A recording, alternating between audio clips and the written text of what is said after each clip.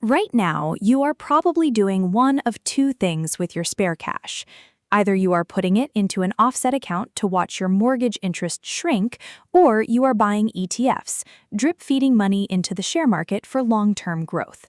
Both seem smart on paper, but over the next 10 or 20 years, one of these paths will leave you significantly wealthier than the other. Let's start with the offset account. An offset account is a transaction account linked to your variable rate home loan. The balance inside is subtracted from your loan before interest is calculated. If your mortgage is $600,000 and you have $80,000 in your offset, you only pay interest on $520,000. The key advantage is that the money saved on interest is completely tax-free. At a 6% variable mortgage rate, that $80,000 gives you an effective 6% tax-free return. For someone on a 37% marginal tax rate, that is equivalent to roughly a 9.5% taxable investment return, all with zero volatility and zero risk of loss. Now, let's look at taking that same $80,000 and putting it into broad market ETFs instead. Historically, the Australian share market has returned an average of about 13% per year since 1980, including dividends and franking credits.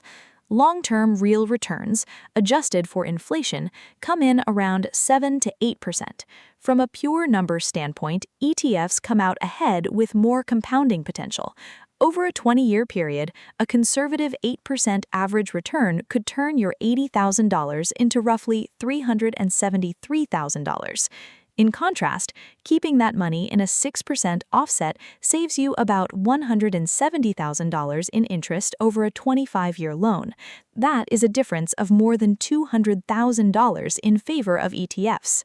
However, ETF returns are volatile and come with tax complexities. Following new budget rules, the old 50% capital gains tax discount is replaced by an inflation-indexed system with a minimum 30% tax rate on gains. An offset account faces none of this legislative risk. Its benefits are purely structural. Furthermore, the spreadsheet doesn't show the psychological value of a compressed debt timeline. Shaving years off a mortgage frees up 100% of your former repayments to be channeled directly into wealth building later on.